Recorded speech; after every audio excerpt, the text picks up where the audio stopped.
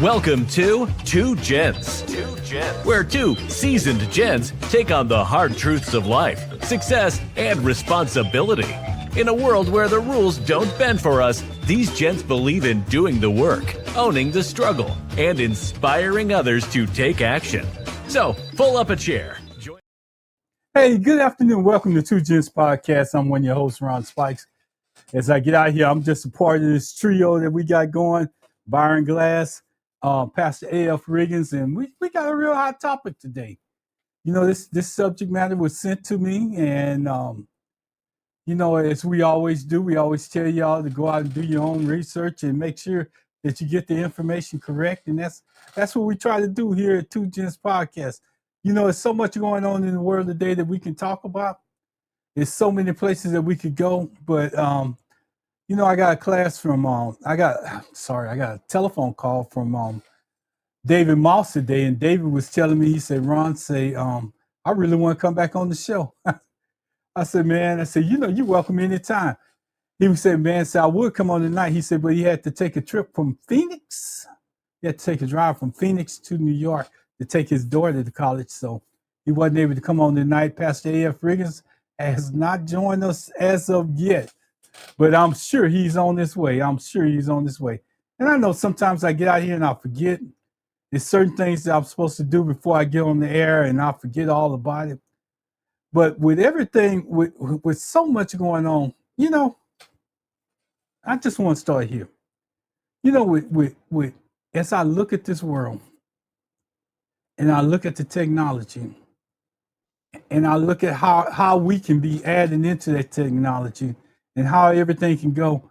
And as I look into that technology and I try to figure out where we're going, how we going forward in this world that we live in. And I hope that we're able to jump into some of that tonight. Hey, Pastor A.F. Riggins, how are you doing? How you doing, brother? I'm doing good. I got a chance to talk to Byron Glass before I went on the air. He's going to be running a little late because he's driving a little bit. So, Pastor, it's good to see you. Welcome back. We had a show last night about technology, and I think we're going to go back into it one of these days.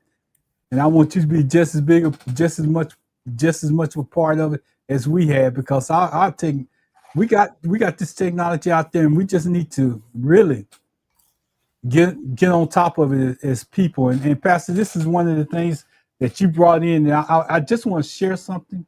Yes. With the public before you come in. I need y'all to understand. I want to go another way with this, but I decided that sometimes it's just best to go with what you see. Mm-hmm.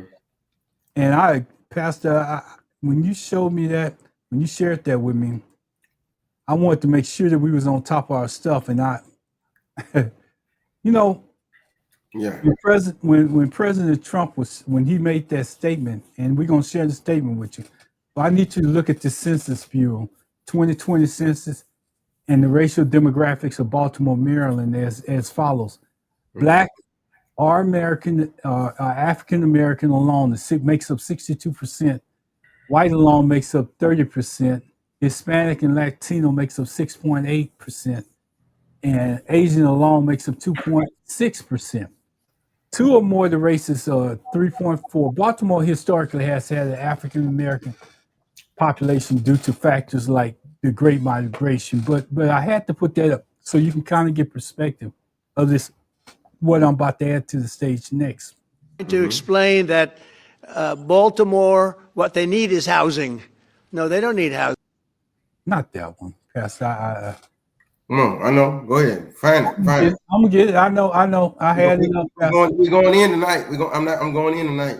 Okay, I'm gonna let you go in. They're not going to be good. In 10 years, in 20 years, in 2 years, they're going to be criminals. They were born to be criminals, frankly. They were born to be criminals. And I want to speak directly to our children as well. And please hear me loud and clear. Do not listen to what Donald Trump called you yesterday. When the president from the Oval Office calls you natural-born killers, children who are born to be violent, I say this: I respect the office, but I will never honor ignorance. To our children. That was what was shared with me, and I don't never want to forget that statement that he just made. Not in this lifetime, not in any lifetime. And to tell you that he made it intentionally. I showed you what the statistics of blacks was in DC. What I want to do is go out there and play the video where what he originally said too, so you'll know who he directed it Need at. to get rid of the criminals. These are hardcore criminals. You know, we took many people off the streets of Washington, D.C. They're hardcore. They're not going to be good. In 10 years, in 20 years, in 2 years, they're going to be criminals. They were born to be criminals, frankly. They were born to be criminals, and they're tough and mean, and they'll cut your throat, and they won't even think about it the next day. They won't even remember that they did it. And we're not going to have those people. I would love to have. I just want you to just think about what he just said. And I'm going to add this back to the stage. Black or African Americans alone make up 62% of the population within Baltimore. And when Pastor sent this to me, I just knew it wasn't real. I just knew it was some kind of fake media that was out there. I just knew that it went down that path that we didn't want to go down. D, I'm going to say hi, good evening to you. I know you're busy, and I just want to recognize you. But I knew that we needed to go down this path tonight. So, Pastor. Man, let me tell you. Pastor, I'm going to get you up and let you go in just 1 second.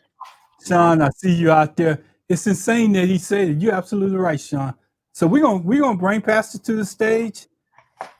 We're gonna let him have this thing. Now I want to share something with y'all. Pastor comes in straight from work when he gets on here. Sometimes he hadn't even stopped. He just grabbed his food and bring it with him. So I can understand what he's doing tonight. I Good evening, man. Good evening. We see you out there, Tyrone. So Pastor's about to jump in on this thing. He's about to jump in full force on this. So, Pastor, when you're ready, let me know. Go ahead. I'm ready, man. Let me tell you what. I've just come in. I had a church meeting after work today, and so in between both meetings, I stopped getting me something to eat.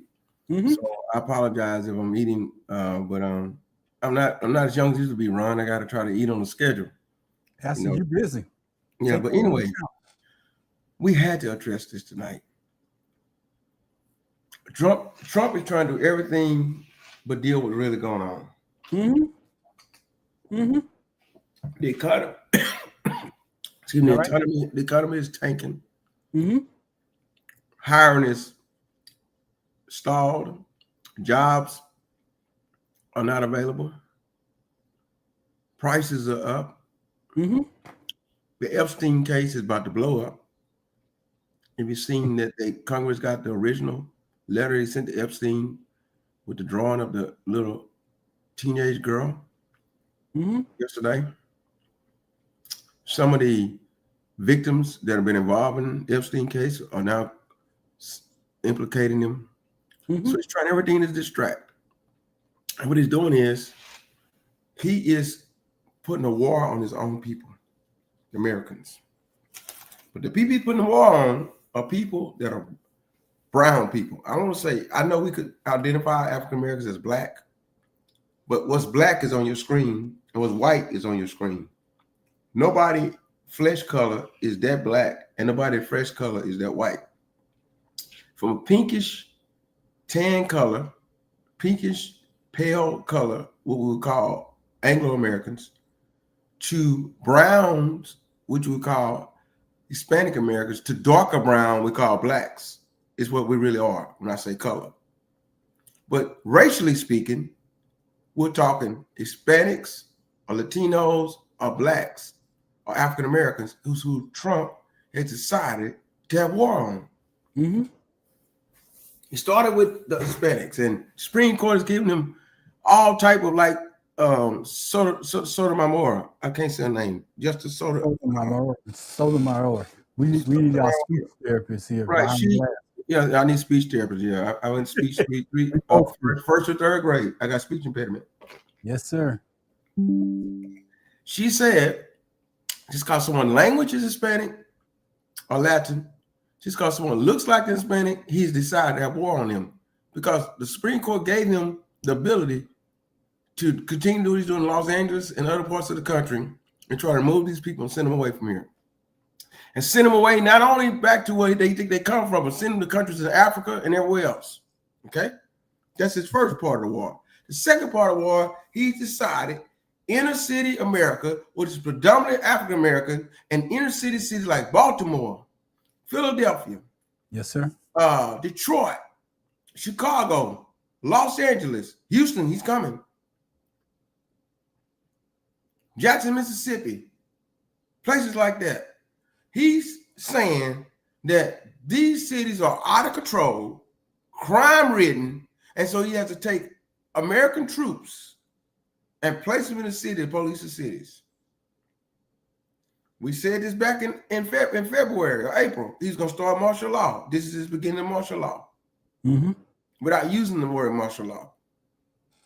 And what he's saying is that African-American children, people of descent of African-American color, basically are natural-born killers. Let's back up. 1973. He has apartment complexes in New York. He puts a C on your application, means you're colored. He's not going to lease to you or rent to you. Central Park 5.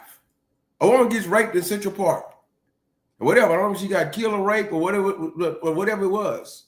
I don't even remember if she was more than just raped. But the woman was raped, but they accused the black guys. Right. She was raped, sexually assaulted.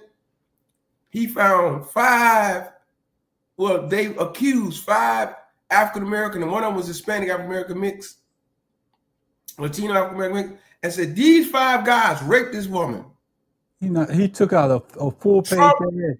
No, Trump took out $1 million worth of ads on the side of the buses. And a full page ad in the New York Times. Full page ad in the New York Times, but that's a one-time ad. But when the buses are riding around everywhere with the ad on it saying these guys are guilty, these guys spent 13 years or more in jail, and he still will not apologize.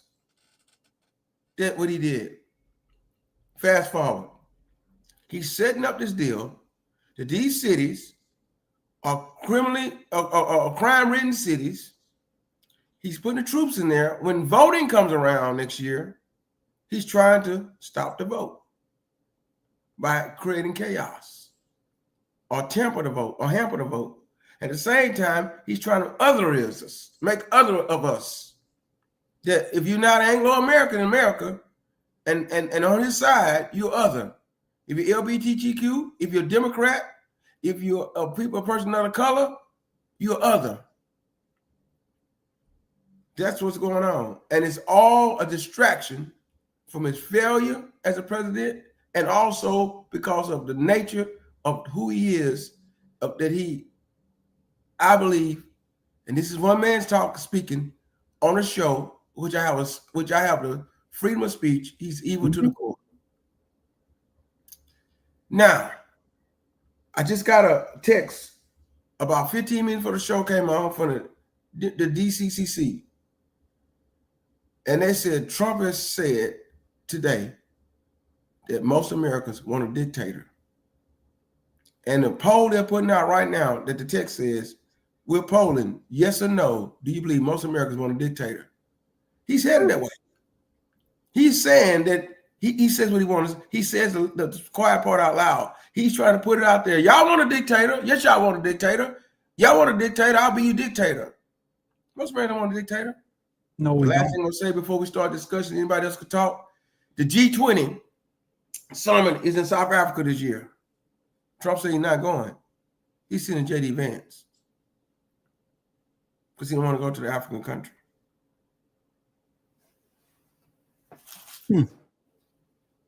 You know, Pastor, I listened to you and I heard you, and I listened very strongly to what you were saying. And really, when I have to tell our audience this, when I first went after this and I heard what Pastor sent me, I said to myself, "It's no way in the world that Trump said that, and that's what he meant." when I heard it, I was so offended by it that I had to go out and I researched and I went to that TV channel and when I found the TV channel,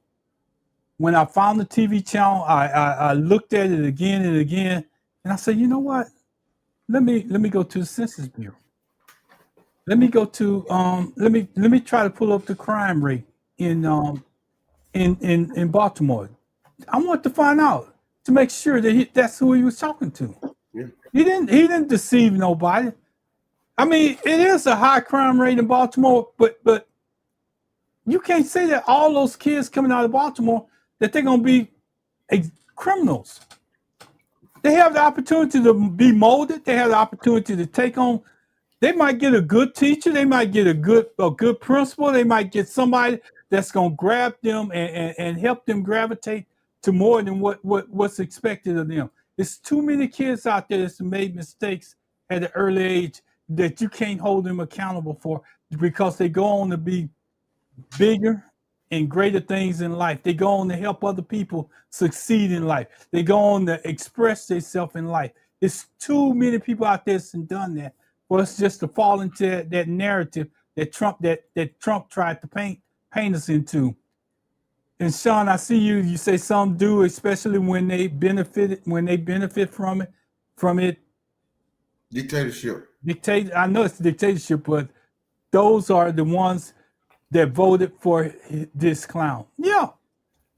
In this last election, out of all the elections that we ever went through, this is one of the elections that I can truly say that the people voted against their best interests, that's going to hurt the most after the midterms. They voted against their best interests. They didn't do any research.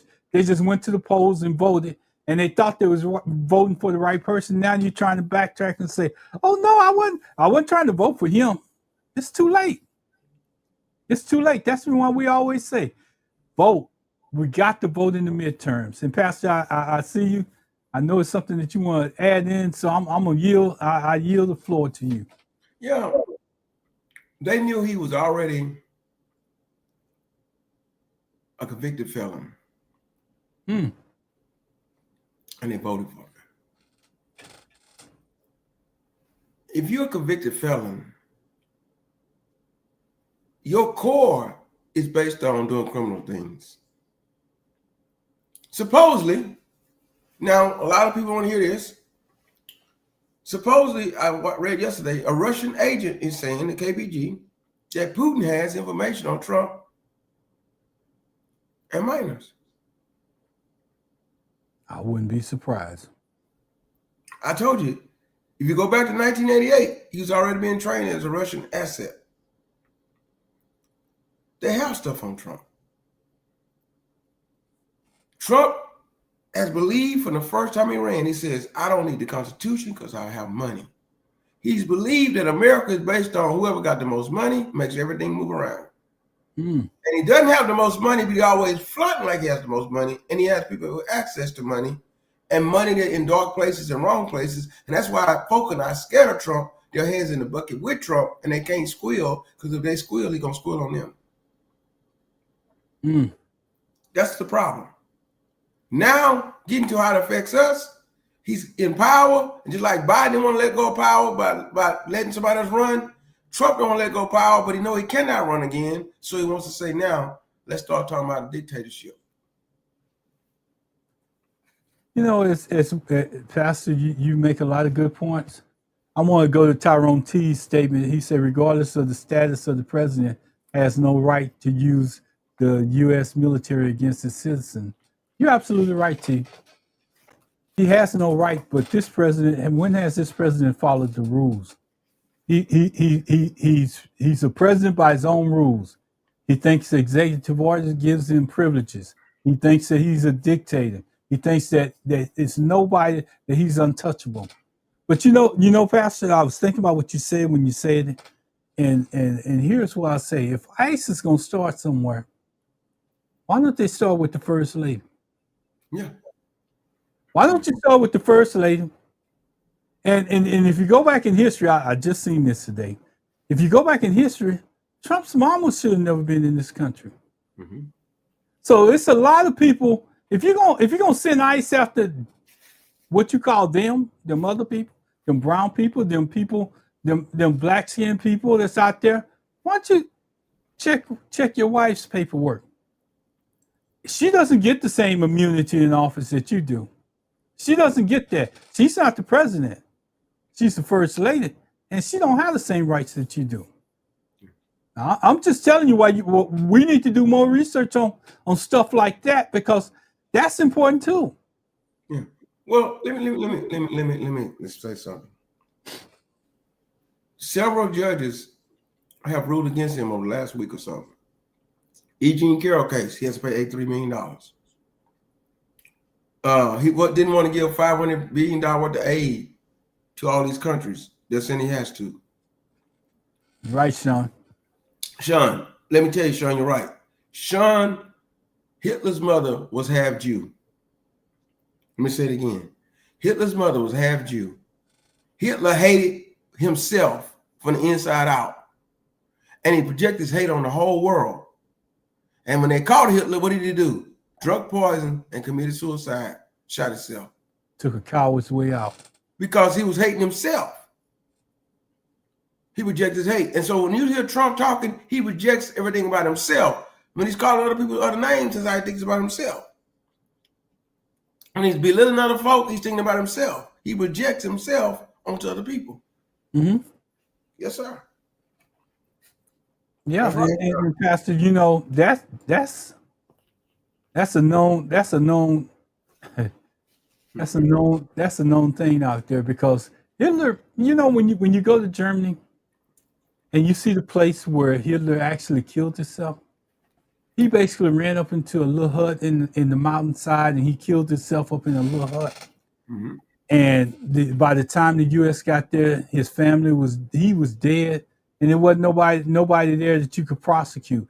To me, if you were such a bad guy, if you stood on principle, you would fight that to no end. You would stand up and say, "Hey, I did it. Yeah, I did it. Here I am. Come get me." But I think in the end, Sean, I think we're gonna find out that Trump talks a big talk, but he's a coward, because for some reason when you start putting handcuffs on people, their demeanor changes.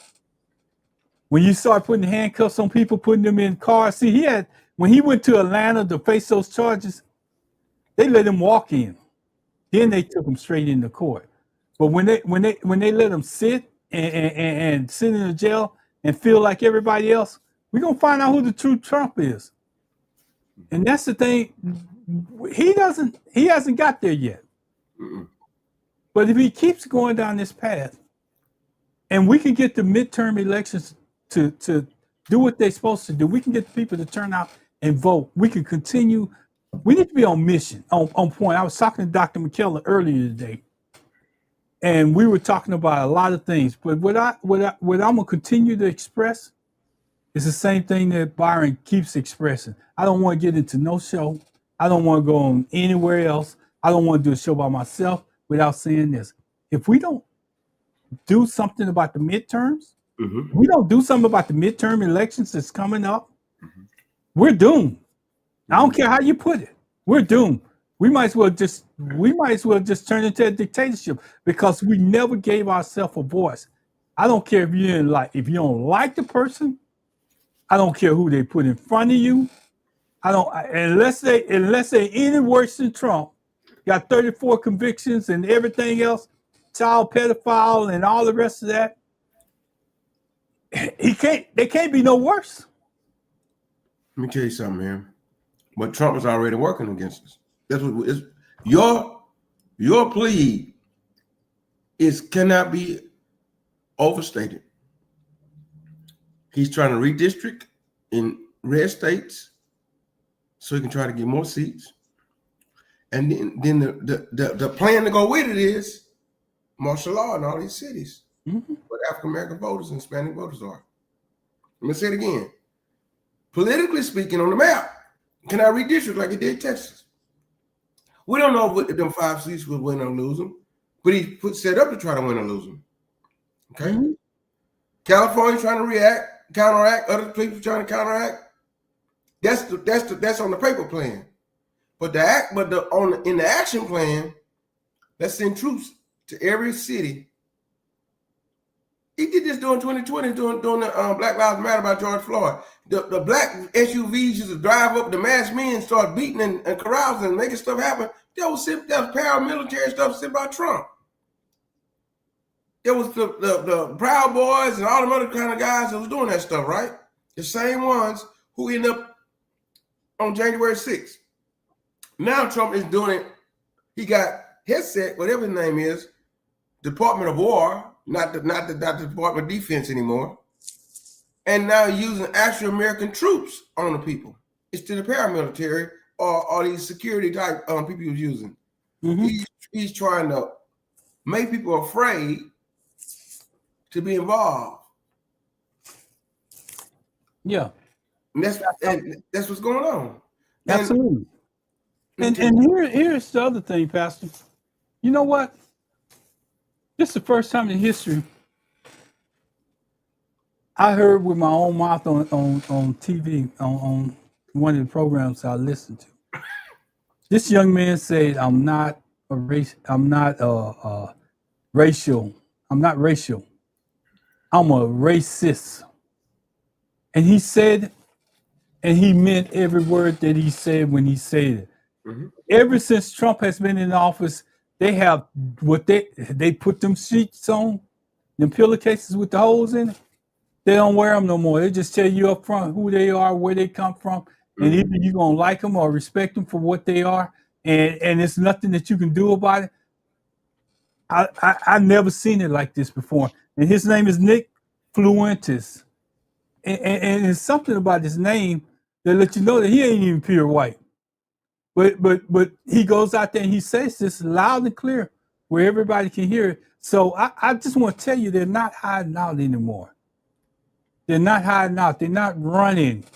But I was discussing this with Rihanna and Dr. McKellar earlier today. Mm-hmm. I say somehow, Dr. McKellar, it's going to take a joint effort for us to change this in the midterms. It's going to take everybody. We're going to have to. Sometimes we just gonna have to change what our narrative. And as Byron Glass said, sometimes we're gonna have to come back as hard on them as they come on us. We can't, it's no nice guys out there, it's no center of the road, because they're not leaving us room to move. They're coming straight at us. They're not hesitating at all. But what we need also is the Republicans, along with the Democrats and Independents, who truly believe in the country. The country. Say it again, Pastor. We need some Republicans, along with the Democrats and Independents, who really believes in the country. Mm-hmm. Let me tell you why. They have the goods. They have the Epstein information. One Republican guy is really pushing real hard. We need more than one. Even, Johnson, Speaker of the House, Mike Johnson, has even put his foot in the mouth by saying Trump was supposedly an informant for the FBI for Epstein. Come on, Pastor. And so, what's he telling? And so, I saw a Democratic post about this that said, if Mike Johnson is saying this, what is he saying? He's saying that Trump participated with Epstein. That's the only way he could be an informant. Because what they did, they've seen the evidence. They just want to dress it up right now. Trump came up missing for about like 5 or 6 days last week. Obviously, he must be sick to it. He trying to figure out stuff. It's going to come out. It's going to come out. It's coming out. It's leaking slowly leaking like a train wreck in a slow leak. They're trying to figure out, can we stand America to have this pedophile as a president and we still hold power? Or do we cut ties with him and get J.D. Vance? That's what I believe. That's what's going on. Let me just say this. I'm privy to. Mm-hmm. That's a conversation we're not privy to right now. You're right, Pastor, and everything that you're saying. And I apologize because maybe my headphones didn't hear you as well that you hadn't finished. Yes, sir. But D makes a point. Nick doesn't like Trump. He is a young white man trying to get others to follow him.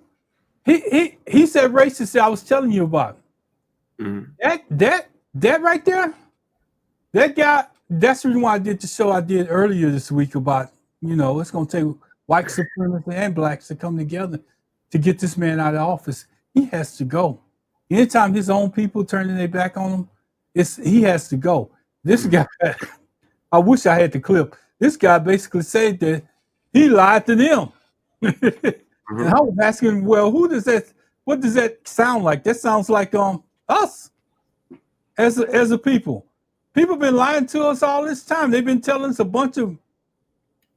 I don't want to do it because in that show I also say we need to watch our words and what we say. Give them a bunch of malarkey. Yeah, I'm gonna use malarkey. Thank you, Pastor.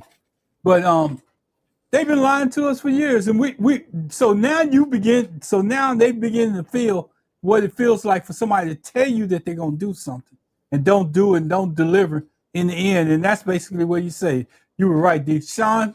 They are just hiding behind badge or the status in corporate America.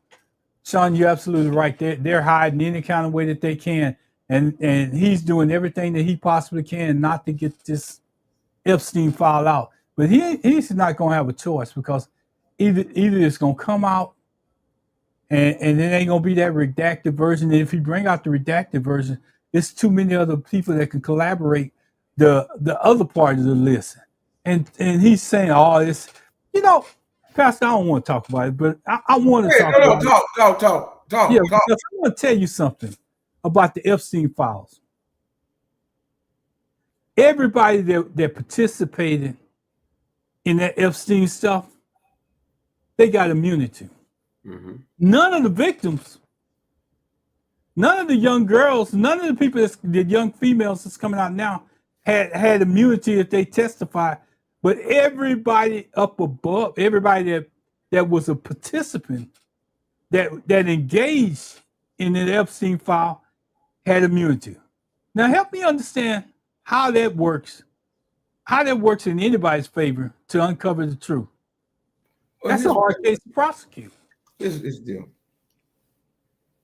The young girls don't need immunity. They're the victims. But they want to discount what they're saying by trying to flood the zone with what ifs and what and that Maxine to move her to a country club in Bryan College Station and basically said, hey, don't you tell. Don't you tell. And she said, but Epstein, I don't believe Epstein committed suicide. She know that much.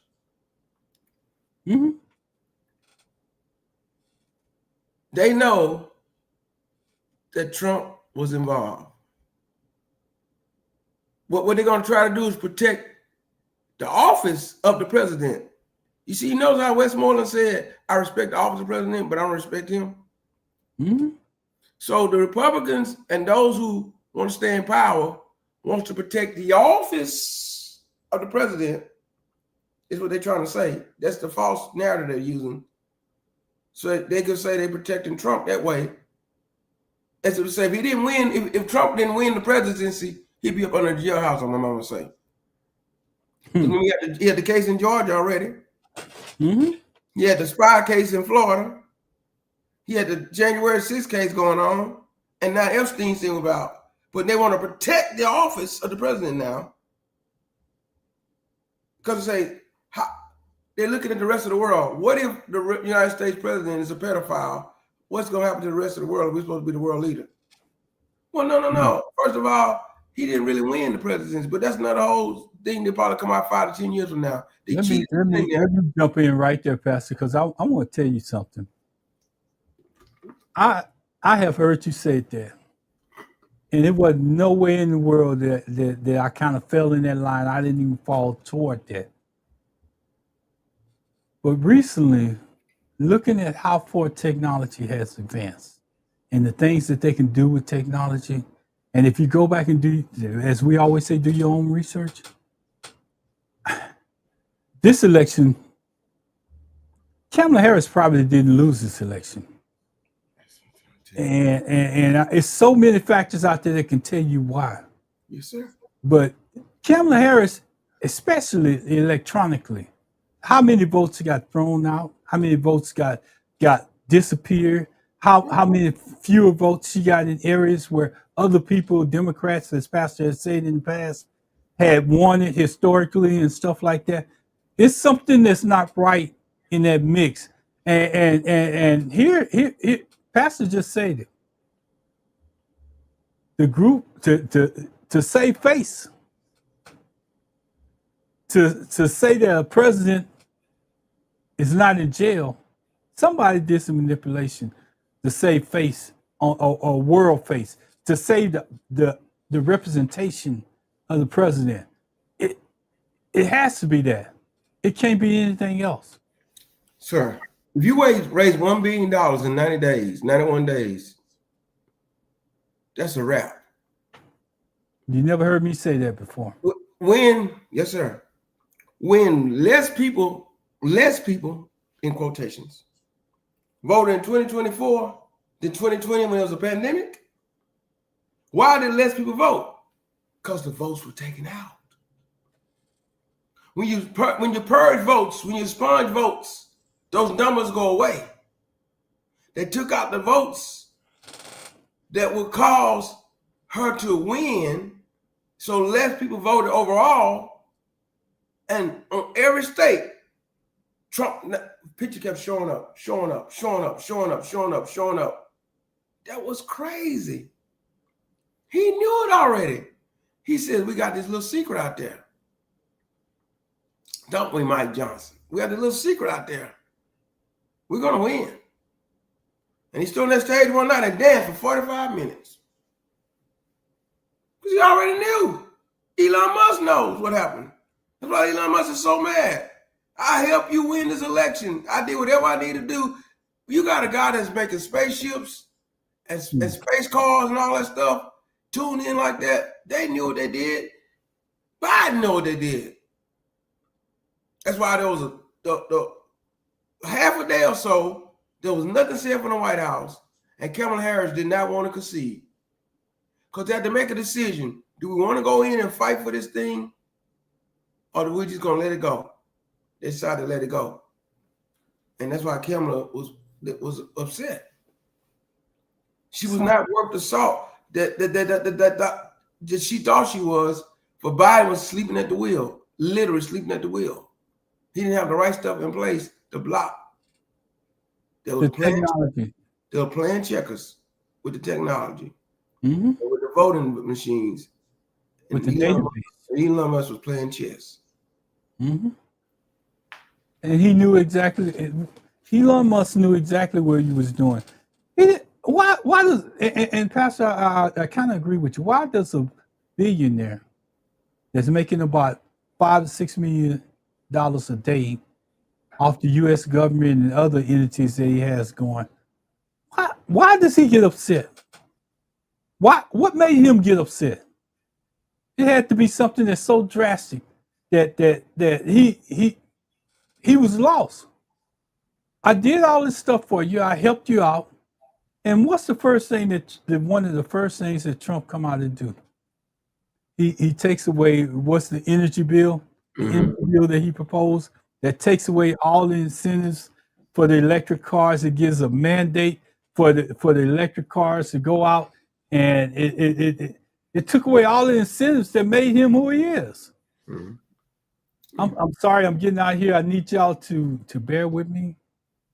Oh, that's Sean. I got that out. I thought I missed it because in order for me to put up the number, I had to change the way we display comments. But I'm gonna try this beta version of it.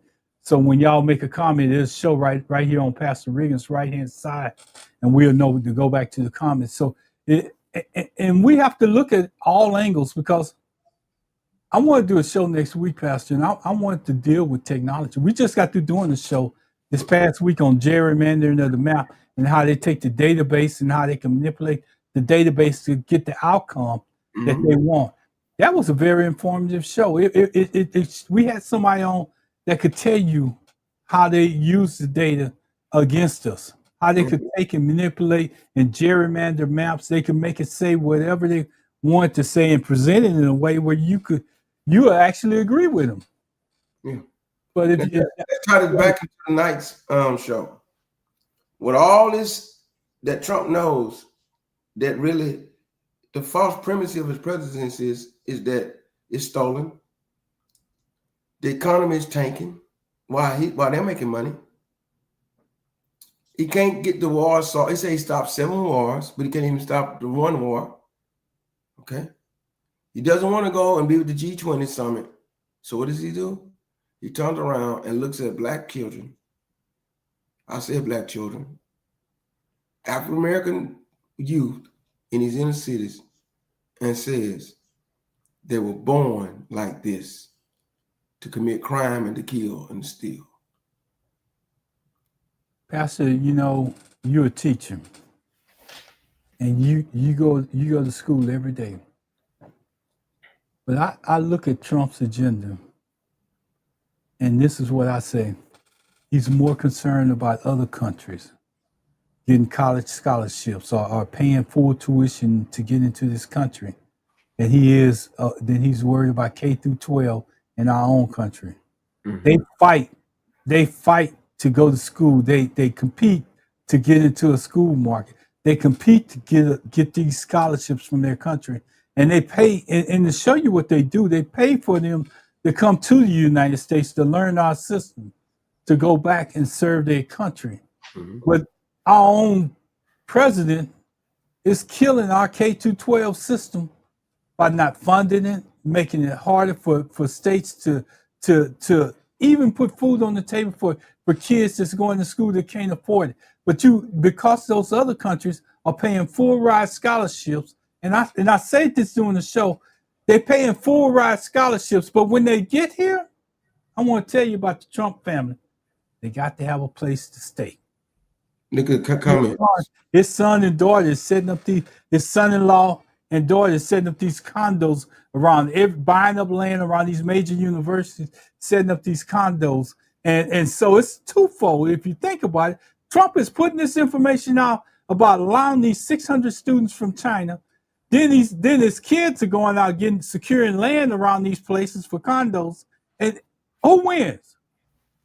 Money. Love of money is the root of all evil. You got some comments over there. Yeah, I see them. That's the one. Love of money is the root of all evil. U.S. children can't bring in any money. And that's true because they can't come in because they're not in a system to compete. They're not in a system where their parents have had money all their life. Their parents had to struggle working 2 and 3 jobs and everything to try to get their child through school, having grandparents and everybody else support that child to try to get them there. Or maybe you got 2 professional parents that's in the house and they're sacrificing for their child not only to do well in high school and all the rest of that, but they're sacrificing for their kids to go to school. And you can't compete with it when the government comes. The government, I want to make sure I say this right. When the government gives that kind of money to their students and say, go to school in America. Someone else. I got you. Trump is following Satan's agenda. He's not concerned about you, me, schools, etc. That's right. True. Brian, that's a pastor here in Houston, Texas. Welcome in, Pastor. Glad to have you aboard. Hope don't make this your last call, your last time chiming in. Trust me, we need to get this word out, Pastor. I don't care how we get it out, and we got 2 pastors that's paying attention right now. And I'm gonna tell you, I don't care how you put it across your pulpit. It's about getting the word out. Because I'm gonna tell you something. Believe it or not, Pastor, I'm gonna say something. I know it's gonna kind of be controversial, but believe it or not, they don't want to fund the schools. They don't want K through 12 to succeed, but they want to force a Bible and think that that's all our kids supposed to go with. Right. Oh yeah. No, not only is he talking about you want prayer back in school in the Bible that's signed by Trump. You want to put the 10 commandments in, right? Yeah. First of all, there's 605 commandments. Second of all, let's go spiritual. Under the new covenant with Jesus Christ, you're not living by that. You're living by what the Holy Spirit. So what they're doing is a lot of legalism, a lot of a wink and a nod, a lot of Pharisee, which means a hypocrisy going on in the name of God, while they steal, kill, and destroy. Mm-hmm. Same thing when they took over Native Americans. Come on into the mission. And I'm going to go historical now. Come into the mission. We're going to baptize you to Jesus while we steal your land and rape your women. Come on, African Americans, get on this ship. We bring you to the land of opportunity to work these slave fields, and we're going to get you out of your religion and give you Jesus while we beat you, mutilate you, enslave, chattel slavery, and rape your women. Pastor, I'm going to add to that. And we always say go do your own research and understand what you're hearing on this radio. And I got 2 or 3 shows lined up that I haven't even brought out, because this midterm elections is just that important for me to keep that stuff on hold. Everything that's happening on a daily basis is far too important for me to put that out right now. But I'm going to add it to what Pastor just got through saying. If you look at some of those Indians that was here in America, their skin complexion was just almost like ours. Yes, sir. Or darker. Yeah, they came from Africa already. Their skin complexion was darker than ours. And and nobody's gonna tell me that when Columbus came to America and he saw that, he already knew about slavery. He already knew how slavery was going. So he just assumed that those people that was here, were Africans. Hey, we got a guest, Pastor. I'm gonna add it to the stage. Dr. Shirley McKellar, the big mayor out of Tyler, Texas. Hey, doctor, how you doing? Fine. How are you doing, Chief? I'm here.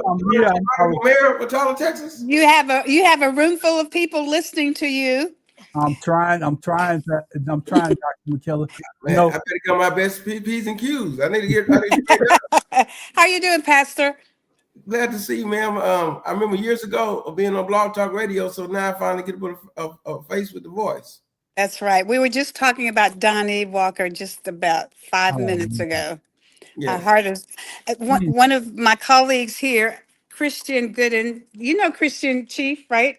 Christian, you know. I don't think I know him, but Okay, he traveled everywhere with us, First Sergeant Empire.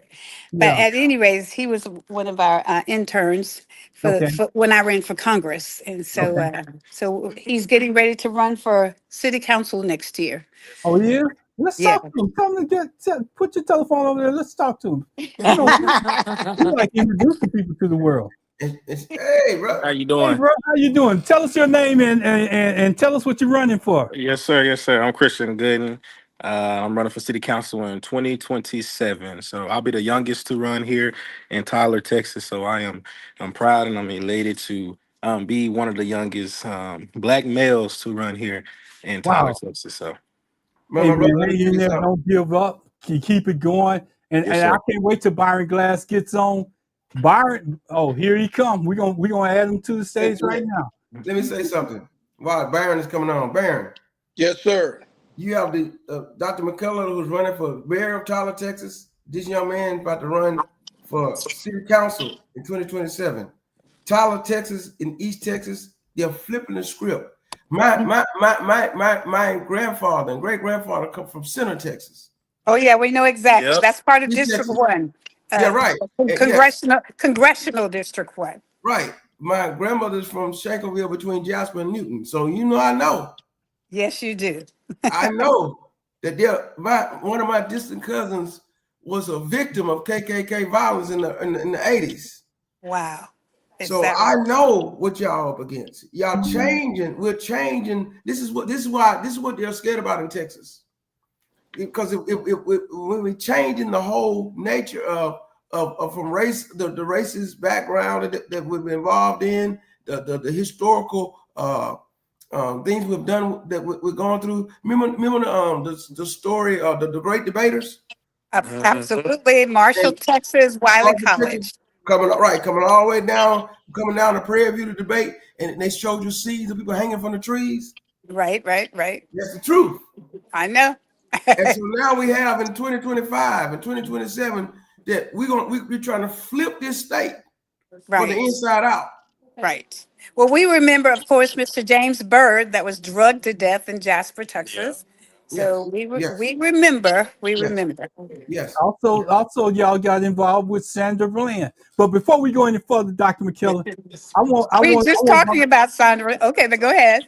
I want Byron Glass to address this young man because Byron, one of his first statements that he say all the time is that the only way that we're gonna be active in something is we got to get involved. Byron, you out there? This is a Yeah, young man that's running for city council. hey, Ron, go ahead on, continue. Let me finish what I'm doing right here. Then I'm Okay, gonna chime back in. And okay. not only that, Chief, he's academically and professionally prepared. He actually has been involved in politically since he was age 18 at Texas College. He was Mr. Texas College, Come Mr. on, the come on, president. come on, Yes, Dr. McKellar. and so plus his academic background is that. So I went to Alabama A&M, graduate of Texas College, Alabama A&M University, community development, and then political science at Wayne State University in Detroit. And then also in Detroit, we helped elect two Wait a minute, state wait a minute. supreme. Hold up, wait a minute. I ain't gonna let you just skip over there. Tell me about your Detroit connection, because that makes Yes, me say that you know Donnie. yes, sir. Yes. Yes, sir. So in Detroit, we helped elect two of the Supreme Court justices, Ms. Bolden and Ms. Kimberly, for the first female duo to run for state rep, not state rep, excuse me, for Supreme Court of Michigan. And then we registered 9,000 new registrants in the Detroit area. And then we just had amazing time. We got the victory there. And so, because you have to change state to order to make it to Congress and the Senate and stuff of that nature. So we had to start from within first. And so, and we're trying to do the same thing here in East Texas and same thing here in Texas. So, Yes, and he helped to register 1,000 students at Texas College yep. during the time that he was there. And actually, he knows Donnie from through here in Mhm. Texas. He from traveling with When me y'all during traveling. the campaign. I Yes. tell that story about y'all traveling through Texas with Sheila Jackson Lee, Dr. McKellar, and He, here's her started protege right here. I was one of those. He was one see a of lot of those. people, and see, this goes back to what we were saying, what we try to share with everybody that's in that comes on to us. We're not new to this. Dr. McKellar ran for Congress. She ran for Congress, and she ran against Louis Goldman. And I mean, here's the lady herself. Now she's running My for cousin Senate. said, "Oh Lord." Yeah, we gotta put it We out were, there. we We were gotta put pushing it out it there. in. And what's those stickers that y'all got on y'all shirts? We need to know that. So this, Young Commit man, to we ain't vote. gonna ask Dr. McKellar to lean for. Young man, can you lean closer so we can see that sticker? yes, sir, yes, Yeah, sir. you can have him. You know what I look like. so, I'm just saying, so this is our I'm stickers just that we're for our initiative here in East Texas. What we're going to do, we're trying to commit to voting. So we're trying to get the young folks to vote. We're trying to change the narrative that my generation does not vote. But we have new thought process. People like me in here in these spaces to let people know that our vote does count and we can change. And people always say, so how does it change? And I always give the story of Ferguson. Remember when Ferguson, when Brown got killed, what was going on? They had majority of the city councilmen, the mayor didn't represent us. And what Mhm. happened? The next election, they elected all those people out: black city councilmen, black mayors, black sheriff. And when's the last time have you heard anything from that magnitude of Brown at Ferguson in Ferguson, Missouri? So voting does matter. Voting does matter. And so we just gotta show the young people that it does, and just stay on them. And I know it's changing far as politics and whatnot, but voting still doesn't change. And so we're gonna try to keep the gas on the pedal on the metal, and just continue to do what we do here in East Texas. Very Let good. me just say this, and Dr. McKellar, come on back in. I didn't want you to see, but I just wanted to see what he said, and I didn't want to make a woman have to lean forward and put it out there. But No, I know. I hand over. I give my seat over to this young man. I yeah, so, groomed him, so I know what he's amen, about. amen. That's what it's about, getting the vote out, because those people that are 13, 14, and 15 gonna be in the midterms. They not in the midterms, but in the next race that's coming along, they're gonna be of age to vote. Yep. And That's past, right. that's what we say all the Yes, time. sir. That's Yes, what we sir. say all the time. We try to encourage and encourage and engage with young people, because if you don't, you're gonna miss the whole thing. And one of the things that we were saying earlier, Dr. McKellar, me and Pastor Riggins, I want you to hear this. I want you to hear this. This is what Pastor sent to me. I need y'all to hear this and tell me give me your thoughts on it, because this is what Pastor sent to To me. explain that Hold on. Baltimore Give me a minute. I'm not as good as I think I am. housing. No, they don't need housing. They need to get rid of the criminals. These are hardcore criminals. You know, we took many people off the streets of Washington, D.C. They're hardcore. They're not going to be good. In 10 years, in 20 years, in 2 years, they're going to be criminals. They were born to be criminals, frankly. They were born to be criminals, and they're tough and mean, and they'll cut your throat, and they won't even think about it the next day. They won't even remember that they did it. And we're not going to have those people. I would love to have. I want y'all to give us your thoughts on that. I'm trying to add Byron back to the stage. Would you like all? Which part? All of it. Come on, Dr. McKellar. You know we don't bite our tongues here. Did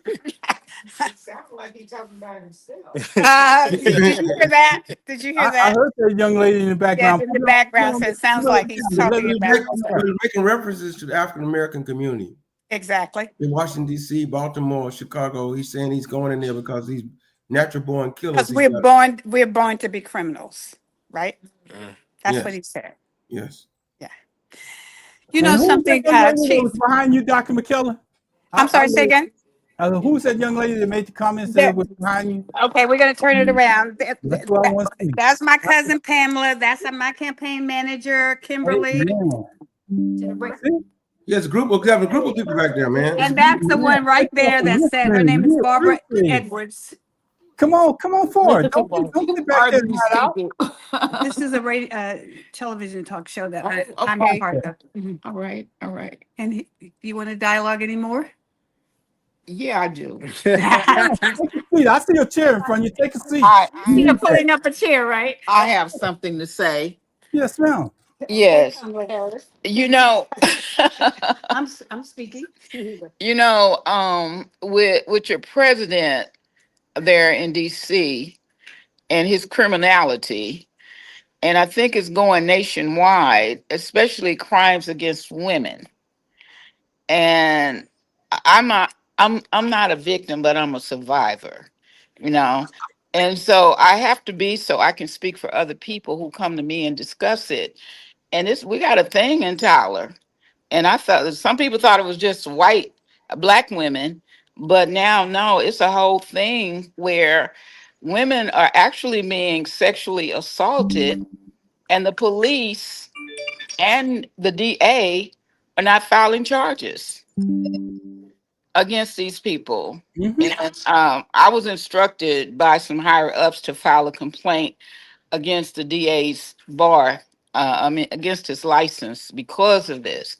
So I'm concerned. I don't think it's just in Tyler, Texas, but it's a lot going on here.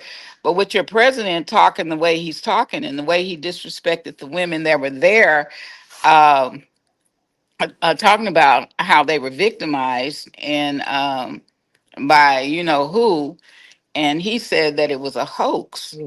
And I figured it was a hoax because he was involved in that hoax. You know, so Right. He made that speech while he was calling himself trying to degrade the women that's come out in the Epstein file. yes, Right. He gets off subject right in front of them. Try to change the narrative from what they're saying he did to these criminals in the streets. yes, because he was one of them, and he'll be forevermore. But the question is, what are we going to do about it? Midterm stopgap. Midterm stopgap. Midterm stopgap. That's all I can say. We need to get Pookie, blue, yellow, and purple, whatever you want to call these kids. We need to get them to the polls. Yes, yes. And another thing I want to say about our people, while we're waiting on him to do something about whatever he's going to do about Black history in the classroom, because I remember going to school and every time I go to class, this white history teacher, I said, okay, so where am I in this? Because you say this is American history. Tell me, where did I come from? Where am I?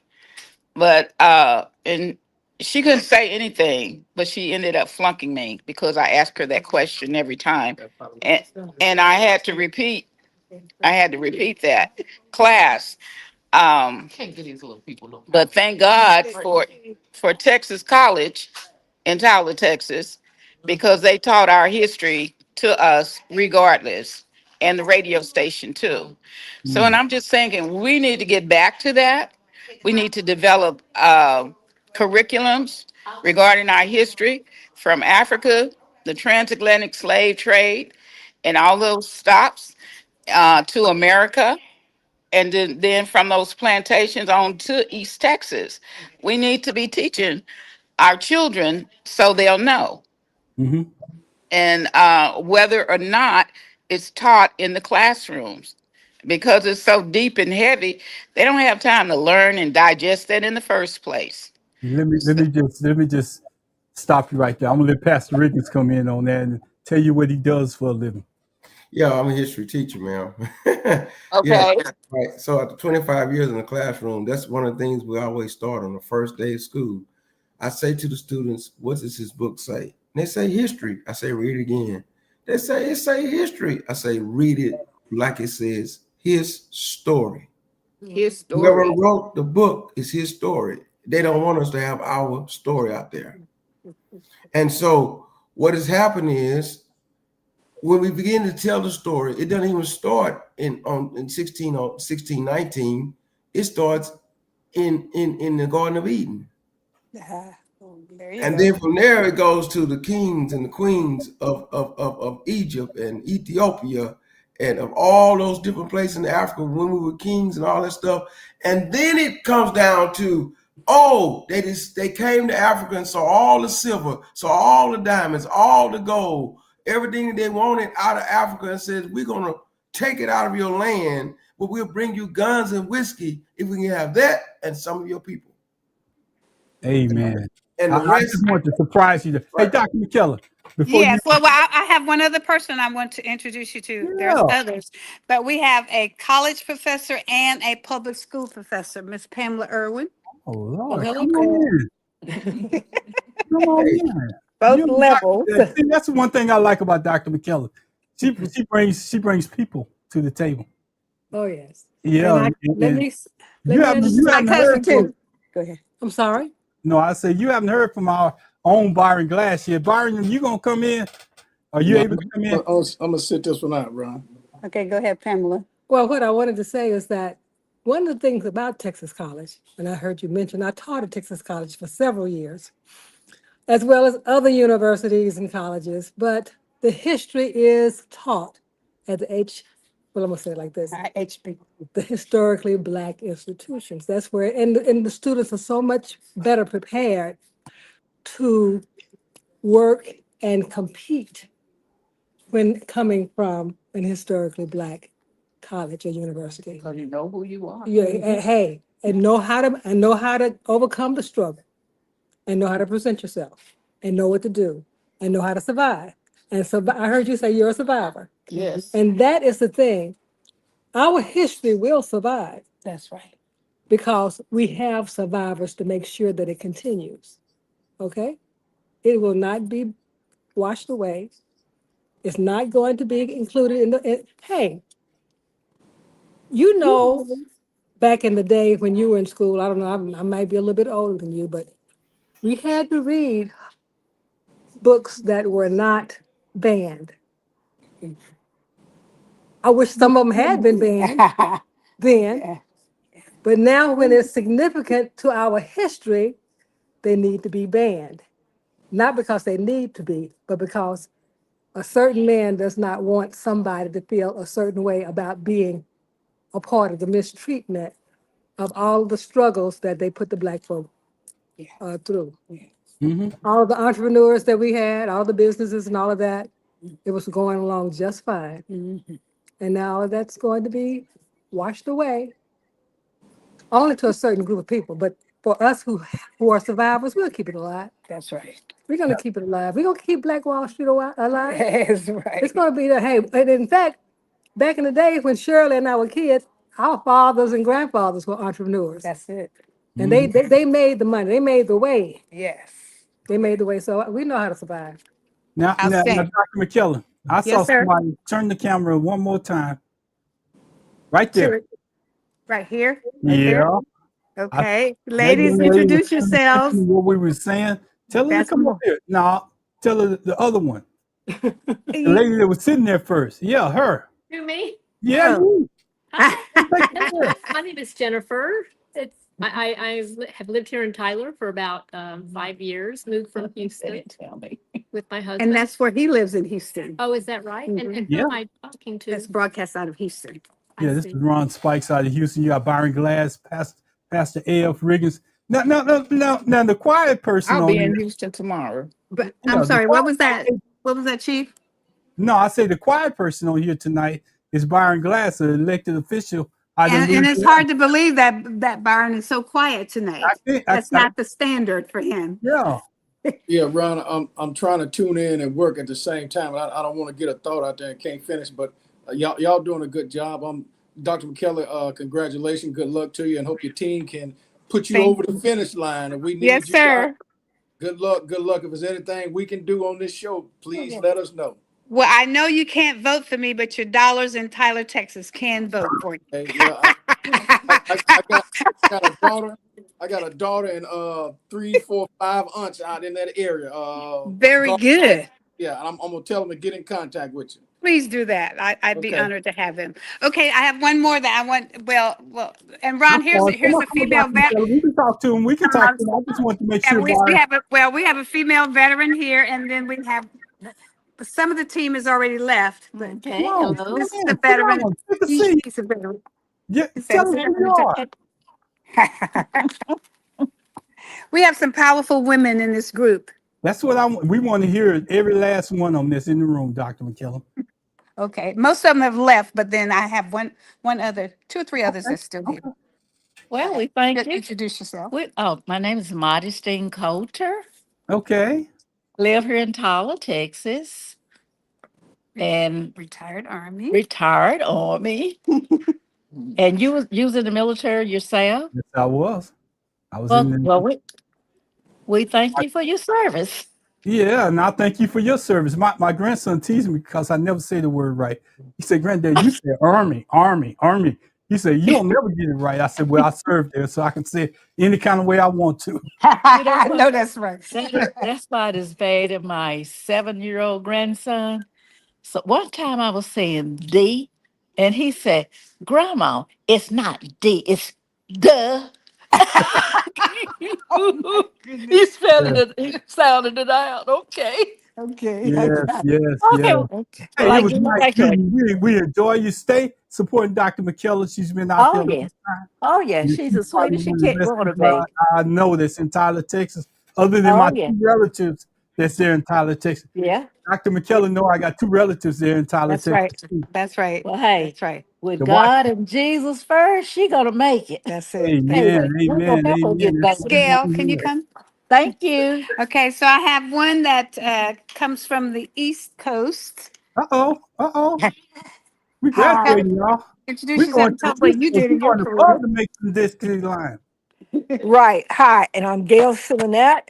I moved to Tyler, Texas from Maryland. I'm a retired securities transactions analyst for the U.S. Treasury. You take that seat for a little bit. Sir, Because this show is about something that's going on in that area where you came from. And right. can you enlighten us a little bit? You lived there, you understand what was said and everything. Can you enlighten us a little bit about? I know you might have not been there, but if you visit recently, you should have more information than we do. Maybe I don't have a lot of information, but I'm going to say one thing, that when they talked about all of those people coming on January 6th to the city, a lot of people didn't come to work that day because they knew that there was going to be a problem. And so now today we have thousands of people that have lost their jobs. And none of them, from what I hear, are going to be able to collect unemployment. I don't know how true that is, but it is a bad situation. Maryland, Virginia, and Baltimore. Washington, D.C., Baltimore, all of these government workers, Yeah. not giving people a chance. You know, it's sad that you say that, and it's real sad. But here's the saddest part of what you just got through saying. All the workers knew that something was about to happen, but your president didn't. He didn't send in the National Guard to that, did he? Not a one. He No, didn't He make knew, that he knew call to Ron. that. He Go ahead. knew. He Go ahead, knew. Pastor. He knew. He knew. He knew what was Of going to course happen. he did. He was the one doing it. Of He was the course. one doing it. He was the one doing it. He knew. He was the one doing it. I know he did. I was just being facetious, Pastor, but I'm right. just saying, Well, you know, if the workers knew that it was going to be something big and they didn't go to work, he should have knew it too. We got a comment out here. I didn't We mean got several comments we missed. We got Yeah, several comments. Tyrone, Trump's whole campaign has been runoff of the fear, runoff of fear. His recent comments are no different. While he's stirring up the nation, his family is gaining wealth. Say it, Tyrone T. Yeah. Say it, That's and Tyrone. not millions, not millions, Billion. billions. Yeah, yeah. It's so much technology out there that's leaning toward Trump and his family. It's just unreal. And he's So I getting a percentage. No, they're taking it all. Trust me, they're taking it all. We're not seeing everything in front of us. Everything that they're doing behind the scenes is so corrupt, it's unreal. Go ahead, Pastor. Yeah, there's some other comments I've seen that you have to bring them up because some are asking questions behind it too. There's one about Trump and Sean asked a couple of questions. Also, Brian asked some more questions. I seen Brown. I brought his. I'm just going back up the line now. Right. Okay. He said, yes, sir. Just got off Bible study. This is lining up with scripture. Trump is setting up the entry to the red horse. World War III is what Trump is in office for. From Brian. Brian. Yeah, he's a pastor. Sorry. Yeah, he's a local pastor in town. That's another pastor out of Houston. Yeah, right. Yes. Here's the deal. While we cannot specifically say, because I think Sean followed it up with a question to Barron, that he saw this question and says, is Trump the Antichrist? While we can't specifically put the Antichrist on one person, because the word Antichrist means anti-spirit, but Trump is part of that whole narrative of that they hide behind religion, and in the name of God, they do things that's wrong. You hide behind religion, and you're taking away everything you can from everyone that's misfortune, everyone that needs health care, children, infant programs, welfare system, all in the name of God. I remember seeing a picture of the KKK in the 1940s and 50s. They were all in front of a big old church with the hoods on. Right. And behind it said, Jesus saves. That's right. And this is what Trump and them are doing. They're hiding, and this is why Jasmine Crockett and Frederick Haynes III up in Dallas. This is why they're on the tear. Because if you're gonna use, you fight fire with fire. That's it. So use religion to try to demagogue people and to talk about the LGBTQs and talk about people who are less fortunate. Did you turn around and take the same Bible that they're using wrong and use it right? God demands justice. And God demands that we take care of those that are poor than us. And so while I cannot say he's the Antichrist, he is setting up for some end time stuff that we know that he's a catalyst. World War III don't come. But if it does come, look who's lining up. Russia, China, India, and North Korea. Russia, China, India, North Korea, and Iran. Come on. And the United States is being isolated. Yeah, right. And we're going to be isolated because why? Because our allies, the NATO nations, Trump is fighting against his own allies. People. See, he's fighting against his own allies, and so when you ain't got your allies on board with you, then guess what? Those 5 nations could turn on us, and the allies gonna say, "Wait a minute, Trump, you didn't want to run with NATO." I agree with you, Pastor. I Byron agree Glass, too. you got something you was trying to say? No, before we close, Ron, if Pastor Riggins, because I didn't get a chance to, I was driving. I was trying to drive as fast as I could to get home because I wanted to. I'm gonna let Riggins do it. Riggins, I want you to speak directly to those parents who are in Baltimore, who has been insulted by this inbred ignorant fool, talking to them about their kids and how bad their kids are. So I want you to give them something that's positive, that no matter what this fool is saying or has said, that at the end of the day, there's nothing that he can do to change who we are and what we stand for. Yes, sir. I'm gonna say to the parents of Baltimore, and I work in the school district, what we call Title I schools, inner city schools, where some of these parents are less fortunate in the society because they might not be property owners. They may live in apartment complexes. They may live in lease homes, and sometimes they even homeless, living in hotels. Mm-hmm. And here you hear the President of the United States. He comes out, don't look like you, sitting behind the presidential seal, and telling you your child is a natural born killer. Talk to him, Riggins. This is the seed of hatred, the seed of division, and the seed of oppressing the minds of these kids so they can feel like, I can't do any better, I can't be any better. They told me I'm going to commit crime. And so guess what? They're building more jails and more prisons for our children instead of trying to educate them. Strip the money out of the Department of Education. Shut down the Department of Education. I'm telling the parents, listen here. We were kings, queens in Africa. And on America's soil, we're still kings and queens. Amen. My favorite part of the root story is my name is not Toby. My name is Kenta Kute. Right? So it's not what you call me. You can't call me a criminal and make me a criminal. Come on. You can't call me a natural born killer and make me a natural born killer.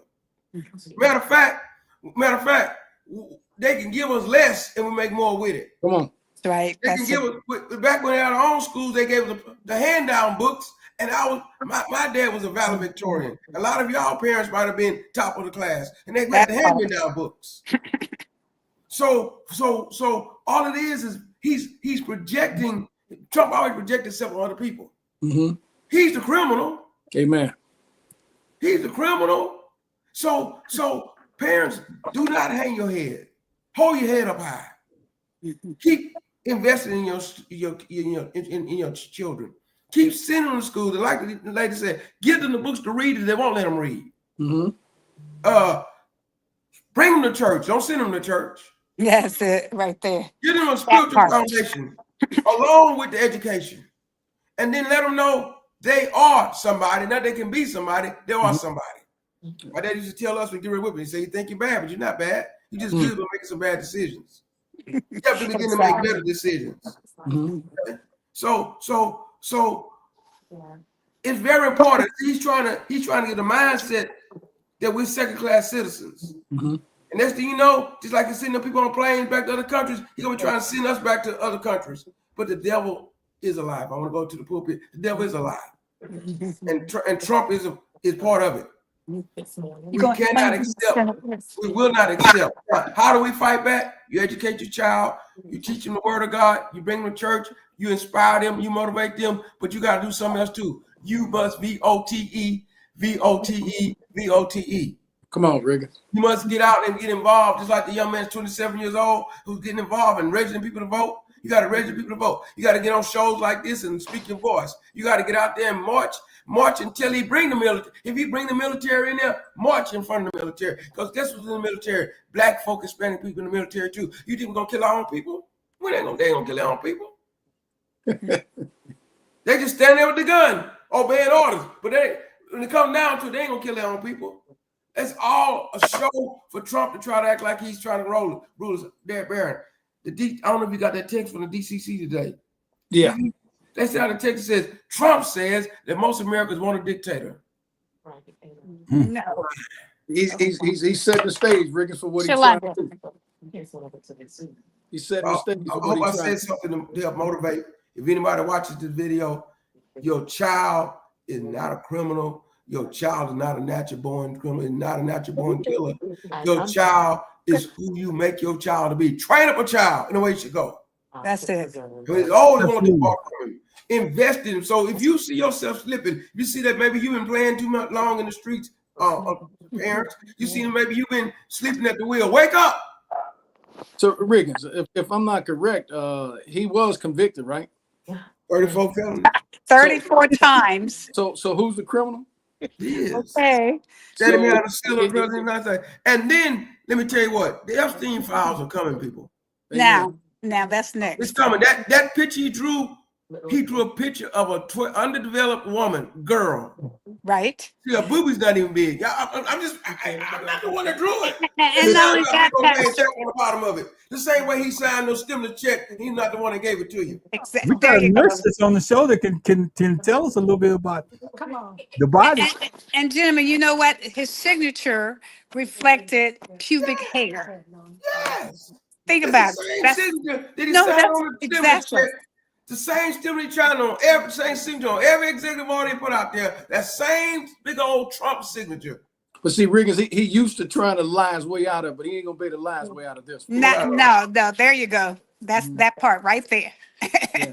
It's over. It's over. But we gotta wait. But the only way it's over is this. If we win the Congress, we got to. Cause see, you gotta to prosecute the president of the United States is serious business. Yeah. The only way you can prosecute him as president of the United States, he has to be impeached. Then he has to be, after impeachment, we have to vote him out. Once he's voted out, then they can prosecute him as a citizen. Let me say they're not gonna. Well, that part is not gonna happen. I don't ever believe that. If we can flip, we can flip Congress. Pay attention. How many Senate seats up there? How many Senate seats up for vote? 50. 50. No, 100, 100. Two in each state. No. How many up for vote in 2026? Oh, how many is open? Well, we know we had one open in Texas. Right, we got to flip, right? We've got to flip the House of Representatives and the Senate, right? If we flip it and take it, both houses, then we can impeach, and then the Democrat leadership of the Senate puts him on trial. And then that's when we're going to find 6 or 7 senators. How many senators need to say, listen, if your 13-year-old daughter wants to be, you want to stand up for somebody raping your 13-year-old daughter, how are you going to vote on this thing? Hey, Riggins. Everything politically, he'd be 2 impeachment trials. He won't be the impeachment trial on that. Hey, Riggins, I have to agree with Dr. McKellar. America would never indict one of his own. Nope. That's the stain. That's the stain. Listen, I told you that there are some things that are embedded to the core. That he can be impeached, but they would never convict one of their own. That's not in their MOS. They'll never do that. But Baron, let me tell you something about this though, because even Republicans are coming out right now. They may come out, Riggins, but they ain't gonna do it. So when they come down to their children, they don't want nobody. Because you put somebody in jail for raping somebody, a child, you know what? They don't care about their mothers. So what the person that brought them here. Hey, Riggins, I know where you're going, and I love the concept, but some things, reality is reality. They'll kill their own wife to get to become wealthy. Own mother, own children. It's not part of the genetics. So who are the criminals? Well, who are the criminals? Exactly. But I can tell you this, Riggins, they will never indict the #1 man in the world. Never. Not happening. I don't know. Just don't. It's worth the shot though. Oh yeah, we know that. We gotta flip. We still gotta flip them. Both the House and the Senate. Yeah. Mr. Yeah. 2026. It's a must. Absolutely. And here's the deal, Dr. McKellar. Yes, sir. We know we coming to that hour because Byron just reminded us. It's So I want to let you, 8:54. and I noticed that people are vacating your scene, and you need to shut that down. So I want to let you get the word. Go ahead and close it out on your end. All And right, then Jim. we're gonna close it out with a prayer on our end, and All then right. we'll get the deuce sign from Mr. Glass, and we're gonna know it's time to get out of here. All right. Thank you, gentlemen. It's always a pleasure. We look forward to being on there with you real soon.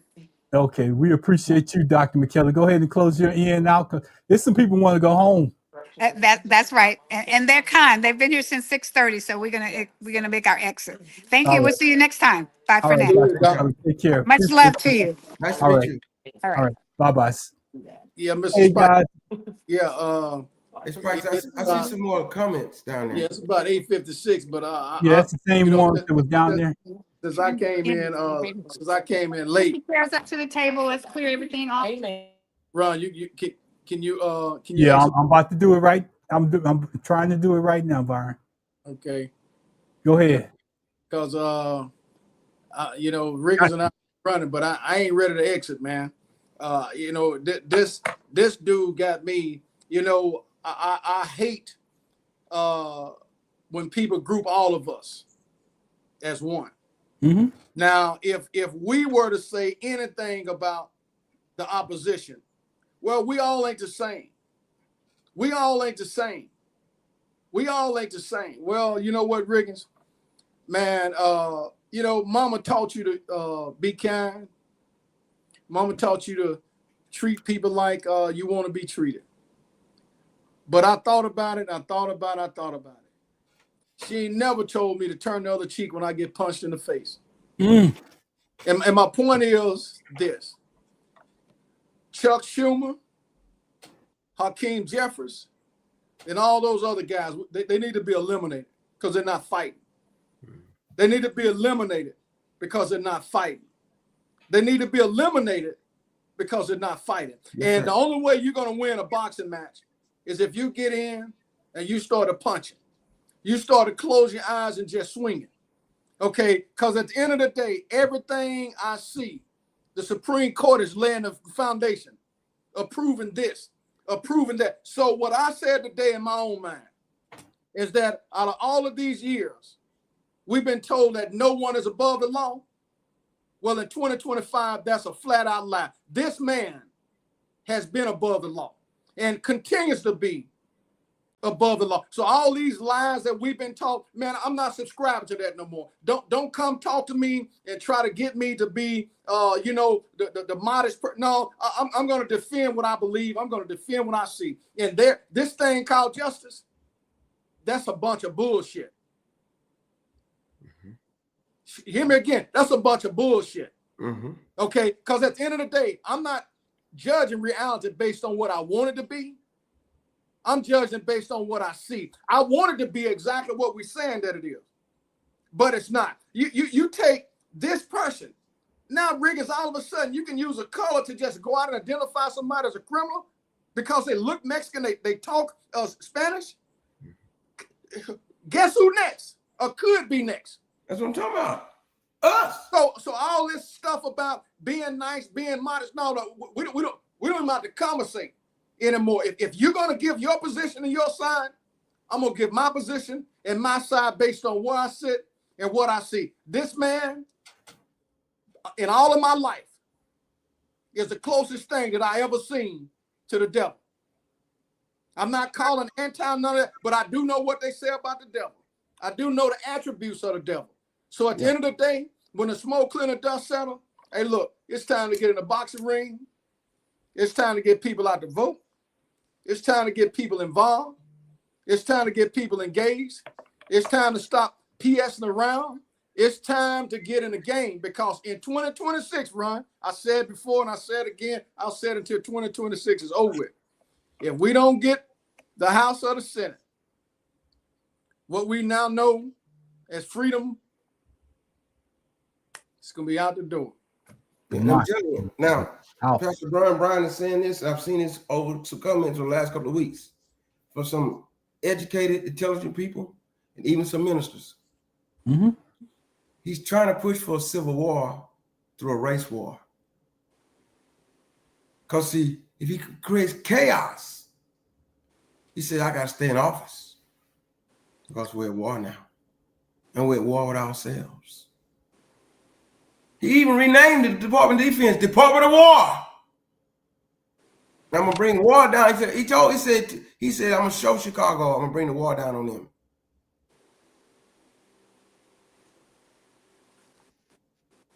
Let me tell you what, man. I'm not gonna say what I want to say. Take us to prayer if you. I'm not gonna say what I want to say. Are you right there, Pastor? I can name some people. Mm-hmm.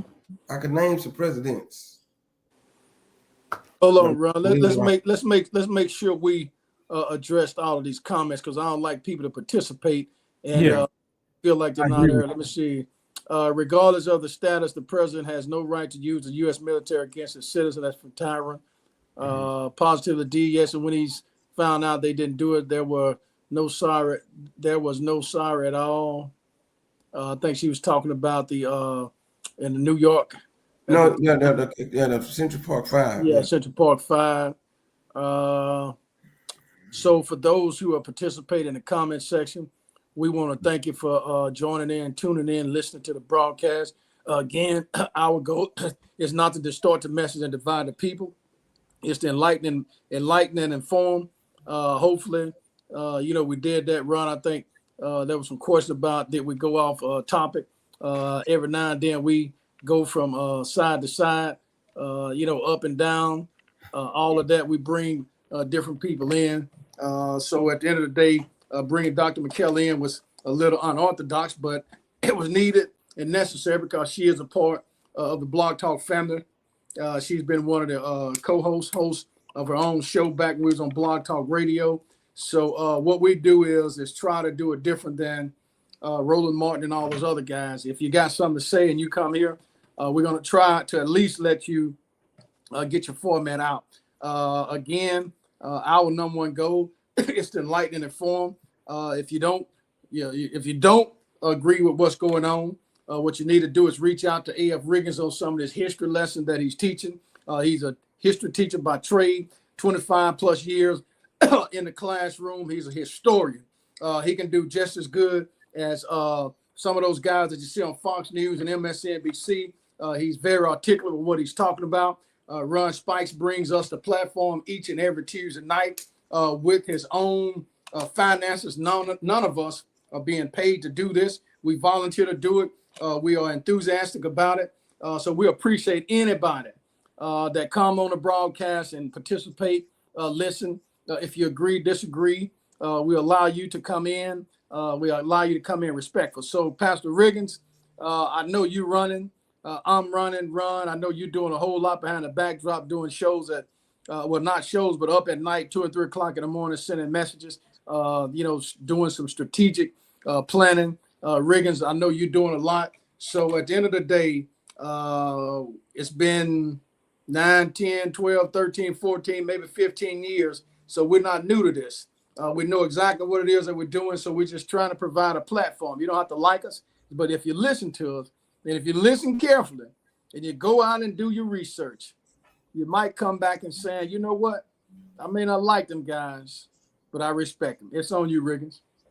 I'm so glad to be sharing with y'all tonight. When I saw that comments, I saw Westmoreland standing there talking to his citizens, to his constituents about what Trump said. I sent it to Ron Spikes and said, we got to talk about this Tuesday night. Like I said, it's all a big distraction. It's hate. It's to his core. He's speaking. He'll double down on it before he take it back. Mm-hmm. The biggest thing is a distraction, along with what he's trying to do. But tonight, there's a scripture in Isaiah 54:17. Usually I don't give a Bible scripture before I pray, but tonight I will. No weapon formed against us shall prosper. And every tongue that speaks out in judgment shall be condemned. Let me say it again. No weapon formed against us shall prosper. And every tongue, I don't care where it comes from, if it comes from the seal of the United States, every tongue that speaks out in judgment shall be condemned. Father, I thank you for the opportunity to share this platform with Ron Spikes and Baron Glass, two gents and a mic. Lord, we just trying to impact our community, our city, and our world for greater and better things. Different backgrounds, different voices, different approaches, but all one goal, one sound, one mind, and we're standing up for what's right and what's true. There are those that are chiming in, coming in from different ways, listen to the broadcast live and or maybe in the archive. But may we always give your name the glory for giving us a platform that we always tell our story, and may the truth keep marching on. We leave this platform, but not your presence. In the name of Jesus, we pray. Thank God. Thank Amen. God. Hey, Thank God. Ron. Yeah. Before you close, will you play that segment one more time in closing? I want the one with Westmoreland on it. Yeah, I'm play gonna both get of it them. up. I'm gonna get it up. I got to find it, but I'm Okay, gonna get it up because I took it down. But I can get it up real quick. It's not like it used to be. Because I won't if somebody happens They're to go not through going to be good. In 10 years, in 20 years, in 2 years, they're going to be criminals. They were born to be criminals, frankly. They were born to be criminals. And I want to speak directly to our children as well. And please hear me loud and clear. Do not listen to what Donald Trump called you yesterday. When the president from the Oval Office calls you natural-born killers, children who are born to be violent, I say this: I respect the office, but I will never honor ignorance. To our children, You know who the only black governor in the United States of America? Westmoreland. You just heard from him. So I just want to tell you, maybe y'all didn't hear it, but we've been here a long time. Dr. McKellar ran for Congress. We got Byron Glass, a representative out of Louisiana. He's in office right now. We got Pastor A.F. Riggins, a school teacher here in Houston. We've been here a long time. He started the NAACP that Byron and them took over. Right, in Northeastern University.